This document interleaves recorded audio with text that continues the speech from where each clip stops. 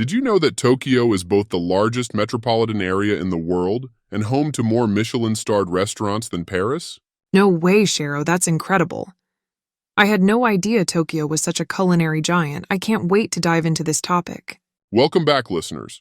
Today we're diving into an adventure that is both culturally rich and visually stunning. You're listening to Shero's Vlogcast, where we bring you exciting stories and experiences from around the globe. This is the second episode, and I'm thrilled to have you here with us. I'm Shero, and I make podcasts about different and popular topics, perfect for those who want to learn English and improve their speaking skills. Hey everyone, I'm not alone today. I'm joined by my dear friend Isabella. Together, we recently embarked on an unforgettable journey to Tokyo, Japan. Hi, Shero, and hello to all our listeners. I'm so excited to relive our Tokyo adventure through this podcast.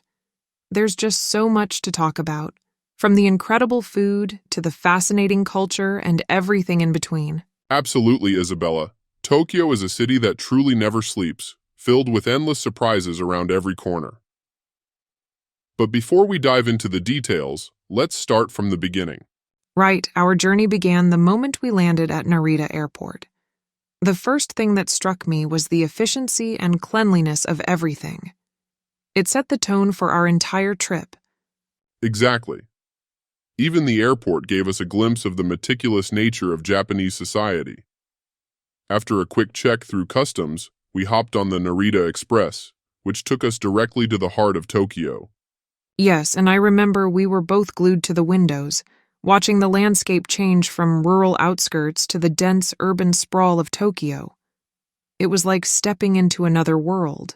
Once we arrived at Tokyo Station, the sheer scale of it was overwhelming. There were people everywhere, all moving with such purpose. But despite the hustle and bustle, there was a certain orderliness to it all. It's true.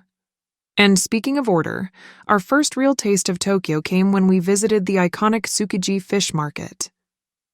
Even though the inner market has moved to Toyosu, Tsukiji still retains its charm and vibrant atmosphere. I'll never forget the fresh sushi we had there. It was unlike anything I've ever tasted before.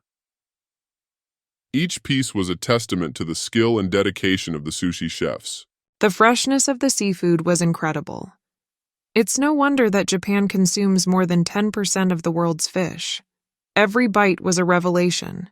And the way they prepare the fish, it's an art form in itself. I remember talking to one of the vendors who told us about the years of training it takes to become a master sushi chef. Yes, he mentioned that to become an iramai, or sushi chef, it often takes a decade of rigorous training.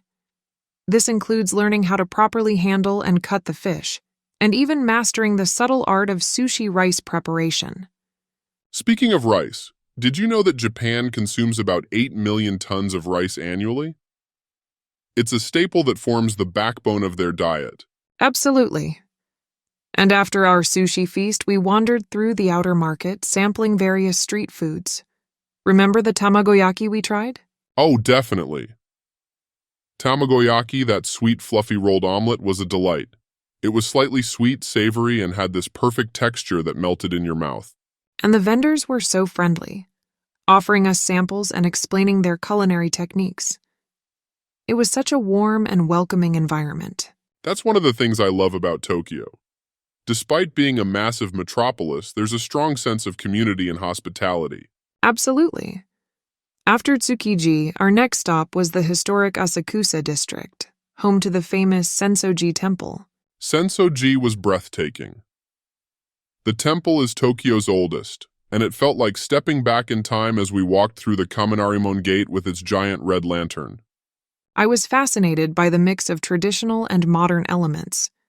You have this ancient temple surrounded by modern shops and restaurants. It's a perfect representation of Tokyo's unique blend of old and new. And let's not forget Nakamai Street, leading up to the temple. It's lined with stalls selling traditional snacks and souvenirs. We spent hours just browsing and tasting different foods. Yes, I remember trying the Ningyo-yaki. Those cute little cakes filled with sweet red bean paste. They were delicious and such a fun treat to eat. And the sense of reverence at Sensoji was palpable.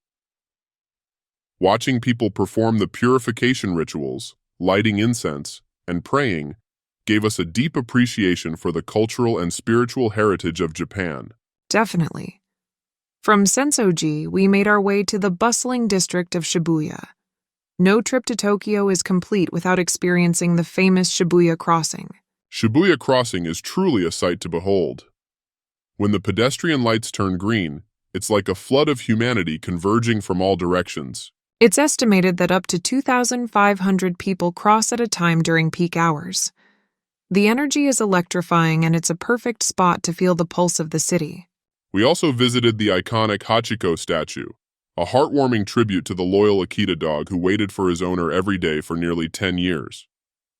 Hachiko's story is so touching. It's a testament to loyalty and the bond between humans and their pets. And it's such a popular meeting spot in Shibuya. From Shibuya, we ventured into Harajuku, the epicenter of youth culture and fashion. Takashita Street was buzzing with energy, filled with trendy shops and colorful fashion. Harajuku is like stepping into a different world. The fashion is so bold and expressive. It's where we saw those amazing crepe stands. Those crepes were something else. We had them filled with fresh strawberries, whipped cream, and chocolate. It was a sweet indulgence that I'll never forget. Harajuku also introduced us to some unique street fashion styles. From Lolita fashion to punk, it was a visual feast of creativity and individuality. And just a short walk away is the serene Meiji Shrine, nestled within a lush forest. It's amazing how you can go from the hustle and bustle of Harajuku to the peaceful tranquility of Meiji Shrine in just a few minutes. Meiji Shrine was such a contrast. The torii gate leading into the shrine grounds felt like a gateway to another realm. It was so quiet and calming. We participated in a traditional Shinto ritual, making an offering and writing our wishes on an Iema board. It was a deeply moving experience. Yes, and the history behind Meiji Shrine is fascinating. It's dedicated to Emperor Meiji and Empress Shokin, who played a pivotal role in the modernization of Japan. Our exploration of Tokyo also took us to Akihabara, the hub of electronics and otaku culture. It's a paradise for anime and manga fans. Akihabara was an explosion of colors and sounds. We visited some of the biggest anime stores and gaming arcades. It was like being in a different world. The multi-story arcades were incredible. We spent hours playing different games, from classic arcade games to the latest virtual reality experiences. And the maid cafes. There's such a unique aspect of Akihabara. We visited one, and it was an experience unlike any other. The waitresses were dressed in elaborate costumes, and the whole atmosphere was so whimsical. It's a great example of Japan's eclectic and playful side. After Akihabara, we visited Ueno Park, which is known for its beautiful cherry blossoms in spring. Ueno Park was a breath of fresh air. We visited the Ueno Zoo, home to the famous giant pandas, and explored the many museums within the park. The Tokyo National Museum in Ueno Park was particularly impressive. It houses one of the largest collections of Japanese art and artifacts. I was captivated by the samurai armor and ancient pottery. It gave us a deep appreciation for Japan's rich history and artistic heritage. Speaking of art, our next stop was the quirky and contemporary TeamLab Borderless Digital Art Museum in Odaiba. It was unlike any museum I've ever visited. TeamLab Borderless was a feast for the senses. The interactive digital art installations made us feel like we were part of the artwork. The Crystal World Room with its endless LED lights was mesmerizing. It felt like stepping into a different dimension. And the forest of resonating lamps was magical. The lamps would light up as we approached, creating a symphony of colors and lights. Odaiba itself is an interesting area, built on man-made islands. We enjoyed a stroll along the waterfront and took in views of the Rainbow Bridge and the replica Statue of Liberty. Odaiba offers such a blend of entertainment and relaxation. From shopping malls to amusement parks, there's something for everyone. After our digital art adventure, we took a ride on the Yurikamomi Line, an automated train that offers stunning views of Tokyo Bay and the futuristic architecture of Odaiba. The Yurikamomi Line was such a cool experience. The elevated tracks and automated system made it feel like we were in a sci-fi movie. As night fell, we headed to Roppongi Hills for some night views of the city. The Mori Tower's observation deck provided a panoramic view of Tokyo's glittering skyline. Tokyo at night is a sight to behold. The city lights stretch as far as the eye can see. It's a beautiful and humbling experience. We ended our day with a visit to a traditional izakaya, a Japanese pub. It was the perfect way to unwind and reflect on our adventures. The izakaya experience was fantastic. We tried a variety of dishes, from yakitori to sashimi, all paired with sake. The atmosphere was lively and friendly. I think the best part about our Tokyo trip was the mix of experiences, from the ancient temples to the cutting-edge technology, from the tranquil parks to the bustling streets. Tokyo truly has something for everyone. Absolutely. Each day brought new discoveries and surprises. Tokyo is a city that captivates and inspires. So, to our listeners, if you ever get the chance to visit Tokyo, do it. It's a city that will leave you with memories to last a lifetime. Thank you all for joining us on this journey through Tokyo.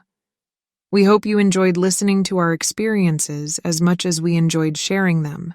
Yes, thank you for tuning in. And remember, this is the second episode of Shero's Vlogcast. Stay tuned for more exciting stories and adventures in the episodes to come. And please let us know what you think of today's podcast. We'd love to hear your feedback and any questions you might have about Tokyo or our travels. Until next time, keep exploring, stay curious, and most importantly, keep learning. Thanks for listening. Thanks for listening.